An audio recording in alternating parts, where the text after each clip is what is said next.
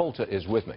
And I'm sorry to say, Anne, I've got to bring up the question of the tweets. I know you're laughing, but my contention is that the president's tweets yesterday about Mika Brzezinski, they essentially hijacked his agenda and distracted from the growth agenda, which is the most important thing before this country. Your response? I've heard that argument. I loved the tweets. And yesterday's tweet was fantastic. Even my friends who disagree with me on whether the president should tweet were all calling yesterday saying, okay, you're right, after the Mika tweet, he's got to keep tweeting. It was fantastic. It's been a one-sided... Why was it fantastic? It was hilarious. It has been a one-sided war. And also, you're also wrong in many of the things you've said that I was going to jump in on, but politely did not. But the idea of this aggression, the war between the president and the media, it's fantastic. It's been a one-sided war until now. We finally have a president who's going after it. It is not distracting. Wait a minute. Yesterday, the president gave a speech on energy dominance. We passed 2 immigration bills. Kate's Law was passed. And there were several other things that happened, and none of it was mentioned. What was distracting? None of it was mentioned because of the tweets.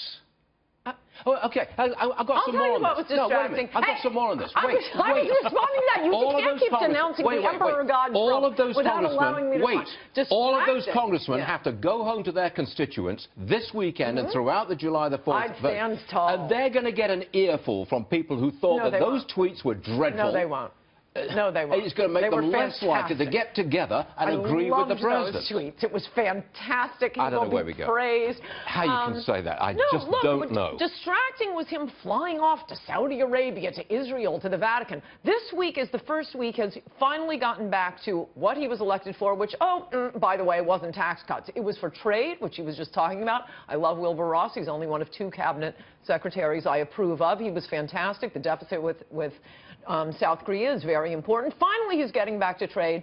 Finally, Congress, and there's absolutely no way we would have gotten that sanctuary city bill without Trump, without Attorney General Sessions, the other cabinet official I love.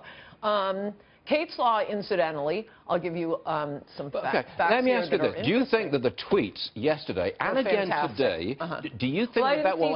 Did Donnie Deutsch have a facelift too? Will these tweets, will they enhance the president's agenda on health reform and tax cuts? Will they?